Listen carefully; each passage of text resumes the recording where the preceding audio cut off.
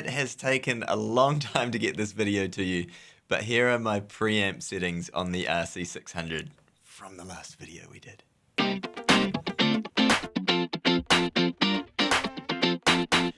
Alright, and something unheard of on YouTube videos, I am going to give you the information you're here for right at the start of this video.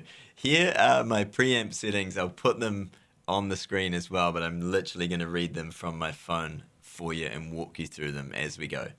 So if you go press track twice and then press input, that's going to take you to your effects.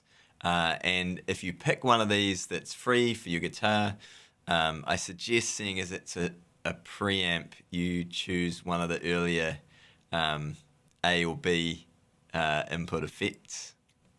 I say that realizing mine's on C, but the reason being you can add maybe delay, reverb, things that you want afterwards in the chain, depending on what you're doing with this. But first things first, once you've selected one of those inputs, if you press left, this is actually the page that will give you what this input applies to. Mine is set to a toggle so that when I hit it, it stays on, not momentary, which you'd have to hold down while you played. Can be cool, probably not for this. And it's set to instrument 1, which is my guitar. If you set it to all, it's going to be on your voice, it's going to be on anything coming into the RC600, or it's not going to work, depending on your your routing and how the RC600 works. So from there, if you page right, I'll just walk you through quickly the details so you can put this into your unit. The effects type is preamp. I have the combo crunch. The speaker type is original. Gain is set at 12. This is not particularly heavy. This is used to put down rhythmic parts, add a little bit of more like an electric tone in my loops. Press right again. The T comp is 10, bass 50, middle 50, treble 45. I've just rolled that a little bit off to my taste for my guitar, and I suggest you do the same with bass, mids and treble for what you want.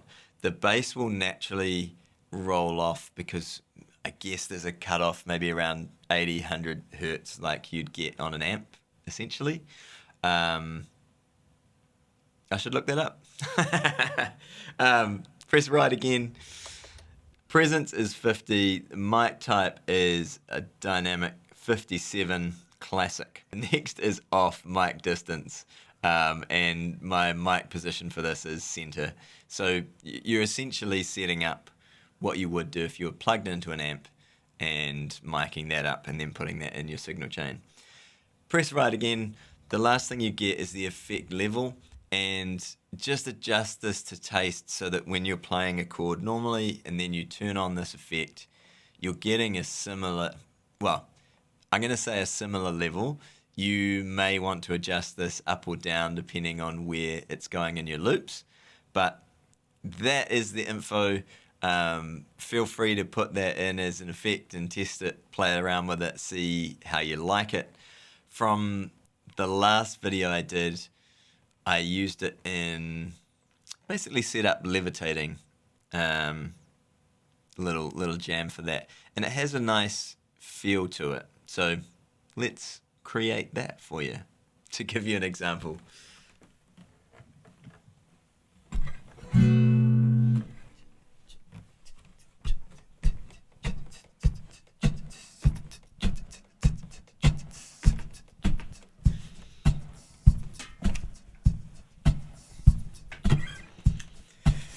So I have a preset button for that effect. One of my control pedals is set to it. So now, and let's turn it on and off again so you can hear the sound. This is my normal guitar, which would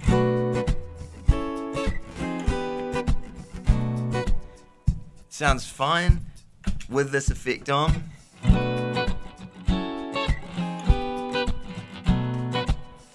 You just, there's something I like about it, essentially. That's any of these that I set up, there's something I like about it. That's the reason I've put it in the mix.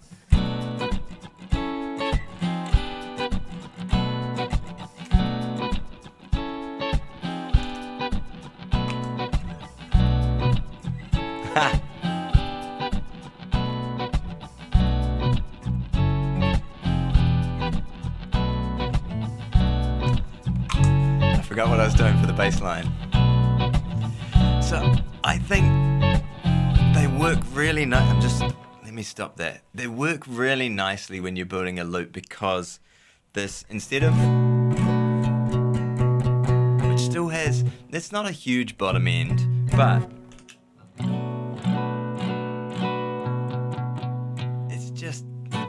it's a softer bottom end that leaves space for the bass line.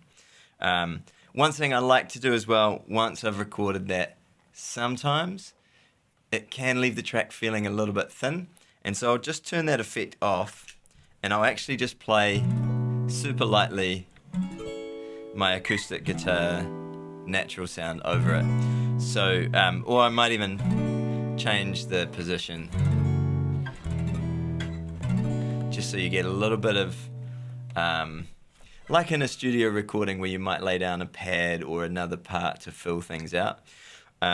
With this as well, there's no real change to the dynamics, the chords in the song. So this can give you, you can put it on another track to have dynamics that raise and lift what's going on in the song, if you wish as well.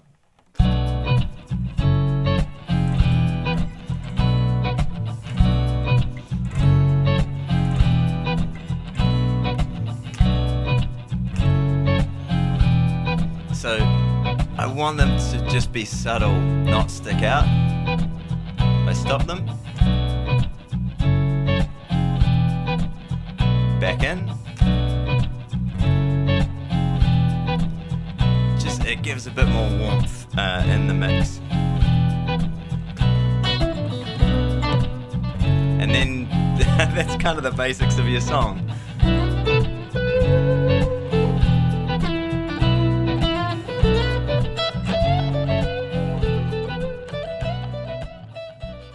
The other thing I find this really handy for, just tone-wise, is putting some little kind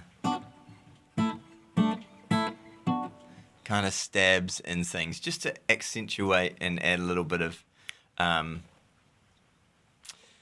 don't know what the word I'm looking for, add a little bit of something into the mix. So one tune I do it with, just in the chorus, is, which I played on the channel.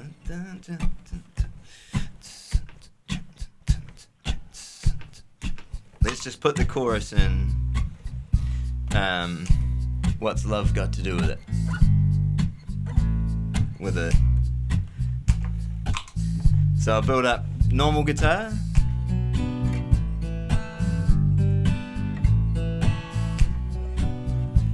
Just like we've got acoustic vibes.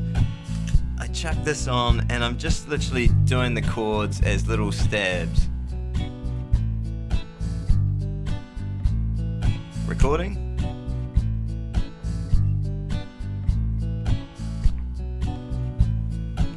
It's not a lot, it's a little something, but if I remove them and do them with just the normal guitar sound, it doesn't quite have what I'm after. So back to normal guitar.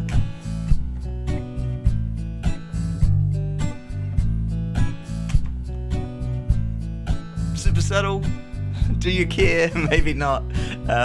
Anyway, I think it's nice. I think I'm just gonna noodle with some tunes while I'm now here filming.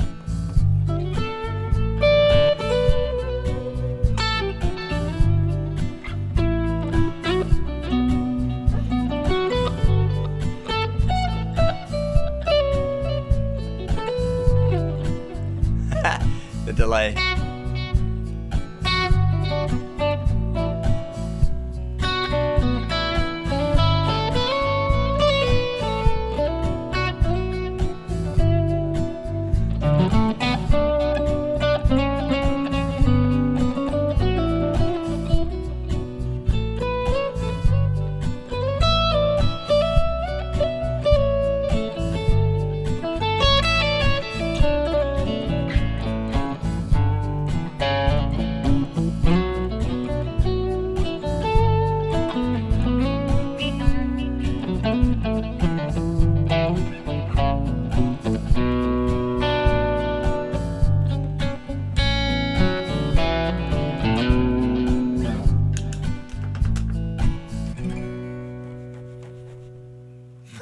right. If you're still here watching, thanks. Have a lovely day.